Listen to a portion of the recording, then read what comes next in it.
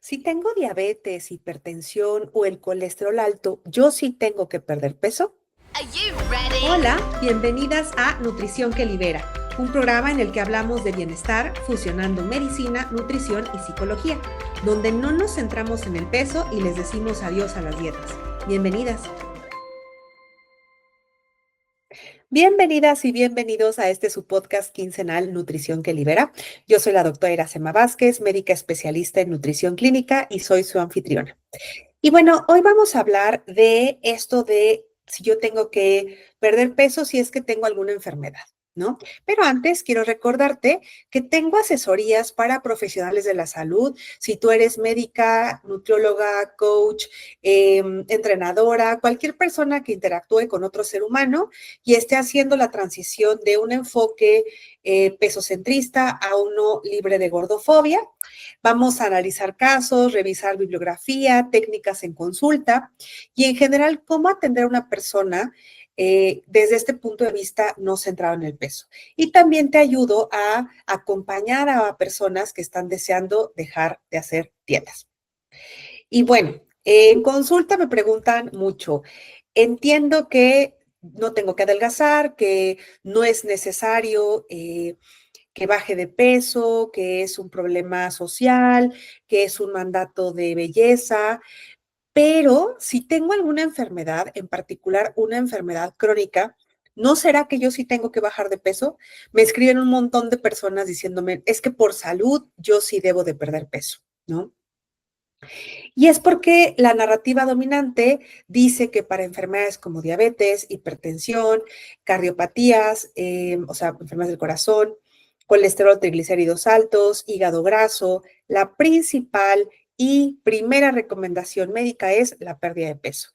Y eso se debe a que en las escuelas de medicina siguen explicando este modelo pesocentrista, gordofóbico, anticuado, arcaico, que dice que el peso es lo que ocasiona las enfermedades. Y esto es sumamente simplista.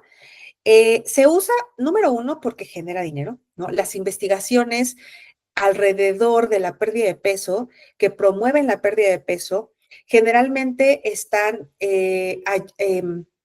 patrocinadas por laboratorios que promueven pérdida de peso como medicamentos, como algún tipo de dieta, como alguna estrategia nueva para pérdida de peso. Médicos, nutriólogas, pues también se dedican a la pérdida de peso como una estrategia, entre comillas, de tratamiento. Y pues se pasa esto de generación en generación en las escuelas de medicina.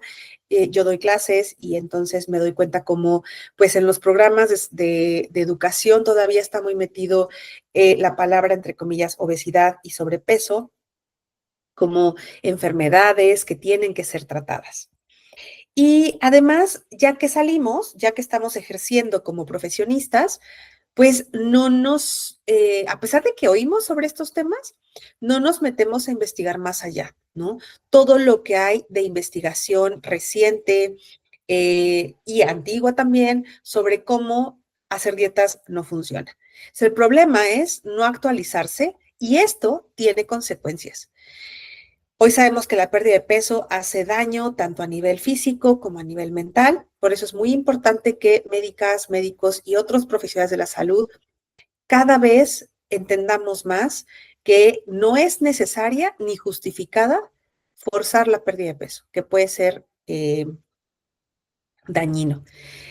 Y bueno, el problema es que se presenta el peso como la causa directa de las enfermedades.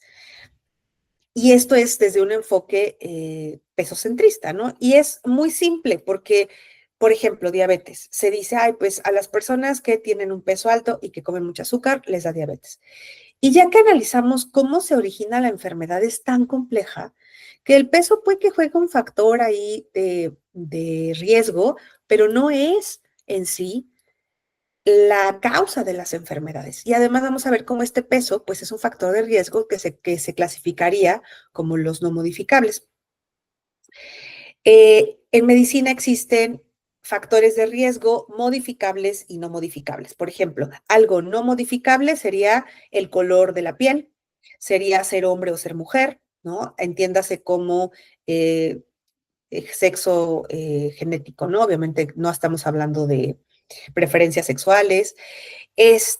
No se puede cambiar el color de los ojos, no se puede cambiar la estatura, no se puede cambiar el tamaño de los pies, no se puede cambiar la herencia de ciertas enfermedades genéticas, ¿no? No podemos cambiar esas cosas. ¿Qué sí se puede cambiar? Fumar, tomar alcohol, hacer ejercicio, exponerse a químicos peligrosos, ¿no? Todo eso sí es modificable. Y entendamos que enfermedades crónicas, en particular las enfermedades crónicas como diabetes, hipertensión y demás, no son consecuencia de un solo factor. De hecho, se les llama multifactoriales porque tienen que ver con acceso a salud, estrés, nivel socioeconómico, genética, acceso a educación en salud, acceso a alimentos saludables y un montón de cosas que son incluso más importantes que cuánto pesa una persona. El peso es solo un factor que determina, que se suma a todos los factores que juegan un papel importante en el desarrollo de enfermedades crónicas. Pero como ya les dije, el peso sería un factor no modificable, porque ahorita vamos a hablar de la tasa de fracaso. Porque además, someter a una persona forzosamente a la pérdida de peso puede llevar a fluctuaciones en el peso, lo cual puede agravar el cuadro, y que esto lo voy a explicar más adelante. Y vamos a hablar sobre la evidencia que existe respecto a la pérdida de peso a largo plazo. Si la recomendación es la pérdida de peso, hay que saber su tasa de éxito y de fracaso. Sabemos, lo he repetido en estos episodios muchísimas veces, 95% de las personas que hacen estrategias para pérdida de peso lo van a recuperar. Y no tiene nada que ver con fuerza de voluntad, con hábitos, con conductas. Simplemente el cuerpo se defiende de la pérdida de peso porque no es algo natural y va a hacer todo lo posible por recuperar el peso perdido. Solo 5% de la población logra mantener el peso que perdió. Y el gran cuestionamiento es ¿a costa de qué? ¿No? ¿A costa de qué logró perder ese peso? Este ejemplo creo que ya lo he dado aquí, pero si no lo he dado en otras pláticas. Hubo un experimento que se hizo con un concurso horrible en Estados Unidos que se llamaba The Biggest Loser, que era un concurso en el que ponían a gente muy, muy gorda a adelgazar con ejercicio, con dieta extrema, ejercicio todo el día, mucha demanda física y emocional, y se llamaba The Biggest Loser porque el que más perdía peso, pues era el que ganaba, ¿no? Y siguieron, el The Lancet, que es una revista científica médica, siguió a estas personas, me parece que sí fue The Lancet o The New England Journal of Medicine, ahí se las debo, no me acuerdo cuál de las, pero una revista grande. Siguió a los pacientes a ver qué les pasaba después de años de haber salido de ese concurso, porque sí quedaron súper delgados, ¿no? Súper, súper delgados, musculosos, musculosas, y pues se veían muy impactante el cambio. Entonces lo siguieron y se dieron cuenta que solamente una persona de esa generación había logrado mantener el peso abajo. El resto había recuperado todo el peso perdido, incluso manteniéndose comiendo poco y haciendo mucho ejercicio. No tanto como lo hacían cuando estaban en el concurso, pero sí un ejercicio de mayor intensidad que el de una persona común, ¿no? También les midieron los niveles de leptina. Leptina es una hormona que se encarga de hacer que se nos quite el apetito. Y se las midieron al inicio del concurso y las tenían pues en ciertos niveles. Acabando el concurso, cuando estaban saliendo muy delgados, esa hormona estaba muy baja, por lo tanto tenían más hambre. Y años después que les volvieron a medir esa hormona, seguía baja, no se logró recuperar. Entonces esto no es cuestión de fuerza de voluntad. El cuerpo va a defender cierto tipo de peso donde se siente cómodo para funcionar cerebro, pulmones, corazón, intestino, hormonas. Ese peso es el peso que le parece adecuado y va a hacer todo lo posible porque te mantengas en ese peso. Y debo aclarar que ningún tipo de cuerpo es una enfermedad, porque ahora dicen que es una enfermedad neuroendocrina que tiene que ver con el cerebro y con las hormonas. Y entonces con eso están justificando el uso principalmente de medicamentos análogos de GLP-1 que cambian la estructura neuronal y endocrina el funcionamiento, más que la estructura, el funcionamiento, y hace que las personas tengan menos apetito y pierdan peso, ¿no? Que son medicamentos que se usan para tratamiento de diabetes, pero pues está intentando vender de esta manera, diciendo que, ok, ya entendimos, no es una enfermedad de la mente, no es que ellos no tengan fuerza de voluntad, es que tienen mal el cerebro y el sistema endocrino, por eso les damos estos medicamentos, esto está muy mal, ¿no? También se ha visto que con el fracaso de las dietas, el fracaso de someter a una persona a restricciones, a mucho ejercicio o a medicamentos para pérdida de peso, viene con frustración y mayor riesgo de enfermedades, como trastornos de la conducta alimentaria, depresión, mayor riesgo de diabetes, de osteoporosis y otras enfermedades. Ahora, hablemos de que no es posible la pérdida de peso, pero no quiere decir que no sea posible hablar de hábitos, que también van a depender del contexto de cada persona. Ya hablamos en el episodio 101 ampliamente de estos determinantes sociales de la salud. Hablamos de que la salud no depende únicamente de elecciones voluntarias que haga la persona, sino de un montón de factores que puede que no sean modificables del medio ambiente, del contexto, del lugar donde nació, del acceso que tiene a diferentes servicios. No todo entonces es cuestión de qué elijo, ¿no? Ay, claro, debería elegir comer más fruta. Sí, pero si no tengo acceso a fruta o la fruta no me da suficientes calorías para aguantar en mi día, no voy a elegir la fruta, ¿no? Pero bueno, en un ambiente controlado en el que digamos que una persona tiene ciertos privilegios y puede acceder a tomar decisiones, puedo decir actuar de cierta manera con respecto a mi salud. Y obviamente los profesionales de la salud que nos dedicamos a esto, siempre vamos a recomendar lo obvio: hacer ejercicio, dormir bien, comer frutas, comer verduras, no fumar, tomar poco alcohol, muy poco, manejar el estrés. Sin embargo, recuerden que no todos podemos hacer esto, ¿no? Si yo les digo, ay, pues no te estreses, pues no es tan sencillo para las personas decir, ok, no me estreso y ya, ¿no? ¿Cómo está mi familia? ¿Cómo está mi trabajo? ¿Cómo está la situación de mi país? Cuando se culpa al peso por el padecimiento de las enfermedades crónicas y se presiona a los pacientes porque tienen que adelgazar para curarse, caemos en algo que se conoce como estigma del peso, que es una discriminación por el tamaño del peso corporal, en la cual se asumen cosas sobre esta persona de cuerpo grande simplemente por verla con este tamaño de cuerpo. Asumo que no es responsable, que no es digna de tratamiento, que no tiene fuerza de voluntad, que es sucia, que no se cuida, que no se quiere, que tiene depresión, que debe de oler mal, ¿no? Es una discriminación por simplemente observar a esta persona y hacer juicios, ¿no? Y además me creo que esta persona podría ser delgada si quiere, porque tal vez yo vivo en un cuerpo delgado, tal vez he visto otras personas que lo, entre comillas, logran, que ya vimos que eso es temporal, y decimos, bueno, es que esta persona, si se esforzara lo suficiente, podría tener un cuerpo delgado. Esto es evidentemente falso y dañino y afecta que el paciente se apegue a su tratamiento porque recibe una mala aproximación por parte del médico, afecta la relación médico-paciente, no se le explican bien cómo tiene que tomarse los tratamientos y ante la sensación de que yo debería ser delgada o delgado para atenderme, no me tomo mis pastillas, ¿no? Mis pastillas para diabetes, para hipertensión, porque debería estar adelgazando. Y esto va a afectar el bienestar en general. Por ejemplo, el movimiento de Hayes o Health at Every Size o Salud en todas las tallas tiene varias investigaciones en las que se enfocan únicamente en cambios de hábitos y hábitos como los que ya mencionamos, ¿no? Ejercicio, no fumar y demás. Y esto se ha visto que puede mejorar significativamente los marcadores de salud como glucosa, presión arterial y colesterol en personas con enfermedades crónicas sin que haya una pérdida de peso.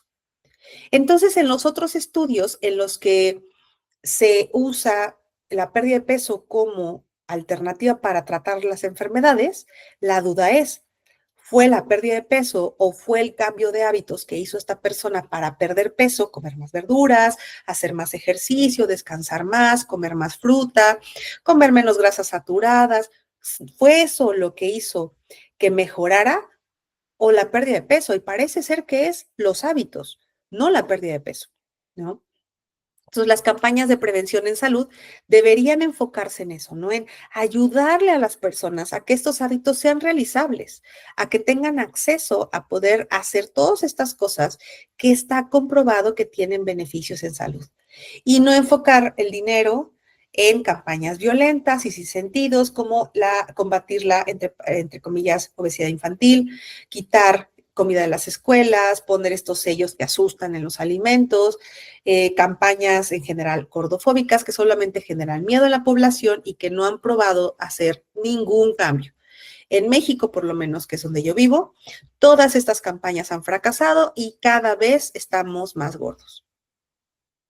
Ahora quiero hablar un poco del efecto de rebote, yo-yo o como se conoce en el ámbito de salud, weight cycling o fluctuaciones en el peso, que es algo muy común en dietas restrictivas y se refiere a que una persona hace una restricción, baja de peso, vuelve a subirlo como es lo normal, vuelve a hacer una restricción, baja de peso, vuelve a subirlo a veces un poco más y así se la pasa.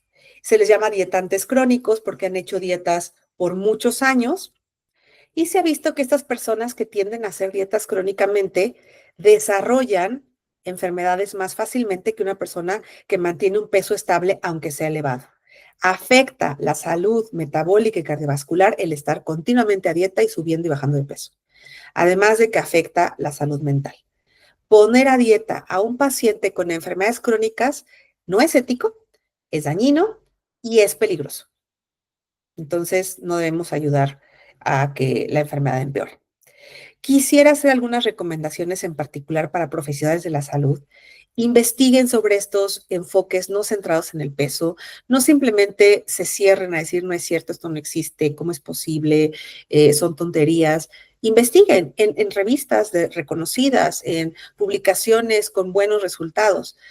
Hay muchos artículos de por qué las dietas no funcionan, los riesgos de las dietas y de forzar la reducción de peso y los beneficios de los enfoques peso inclusivos para el manejo en particular de enfermedades crónicas, pero para el manejo de otras cosas también. Dejemos de hacer esta medicina floja en la cual culpamos al peso de todo y si el paciente adelgaza se va a curar de todo. Esto solo ve el tamaño del cuerpo de un paciente para hacer un diagnóstico. A diferencia de los enfoques peso inclusivos que ayudan a que haya mejor adherencia al tratamiento, mejora la relación médico-paciente, evita que los pacientes tengan miedo de acudir a consultas porque saben que si van a ser juzgadas, que van a ser señaladas, violentadas. En cambio, si hay una relación de empatía, esto no sucede y el paciente es más fácil que acuda a consulta. Nos ayuda como profesionales de la salud a dar mejores diagnósticos porque no hay este sesgo del peso en el cual yo creo que todo lo que está pasando con este paciente se debe a su peso. No retraso tratamientos porque como espero que mi paciente pierda peso, entonces me espero hasta ver que pase y no pasa y entonces retraso un tratamiento para diabetes o hipertensión. Ayúdenle a los pacientes a ver que la pérdida de peso no es necesaria, no es sostenible y que incluso puede hacer daño. Y si tú eres una paciente que está siendo forzada a perder peso para recibir un tratamiento o para seguir siendo atendida, o si te están amenazando continuamente con que si no bajas de peso vas a empeorar o incluso te vas a morir, yo lo que te diría es que si es posible, busques otra opción. Sé que esto no siempre es posible, porque sobre todo en los sistemas de salud pública no es como que uno puede estar buscando alternativas, pero sí puedes acercarte a profesionales de la salud que te ayuden a hacer más llevaderas este tipo de consultas. Trabaja en herramientas de autorregulación y autocuidado. Si es necesario, acude a consultas terapéuticas para que puedas manejar diferentes herramientas. Lee sobre estos enfoques para que no te asusten. Hay libros muy fáciles de digerir que hablan sobre cómo no es necesario adelgazar para tener una buena salud física y mental. Y pues date cuenta de que ahorita estás haciendo lo suficiente por atender tu salud física, tu enfermedad crónica, cuando estás atendiéndote. Ser saludable en un contexto de enfermedades crónicas va mucho más allá de la báscula. Significa cuidarte desde otro lugar, hacerte tus laboratorios, tomar tus medicamentos, dar seguimiento en casa, como por ejemplo si te dicen que tienes que tomarte la glucosa o tomarte la presión, comer de la mejor manera que sea sostenible para ti y cuidar tanto tu salud mental como tu salud física. Y bueno, me despido deseando que este episodio te ayude a responder que no tienes que perder peso, que existen otras maneras de cuidarte, que existen enfermedades crónicas tanto en personas delgadas como en personas gordas y que ser delgado no garantiza salud, que adelgazar no es la solución ni a la enfermedad crónica ni a todos sus problemas e incluso puede traer más complicaciones y que si es necesario busques ayuda. Si esto te está haciendo muy difícil, recuerda que yo puedo ayudarte. Y bueno, te invito a seguirme en mis redes sociales, Facebook e Instagram como doctora.iracema.nut, doctora abreviado como DRA.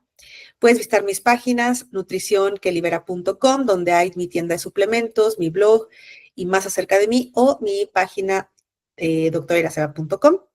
DRAiracema.com. En ellas puedes hacer cita. Puedes, por favor, seguirme en Spotify, en YouTube y en Apple Podcast para que te aparezcan los nuevos episodios.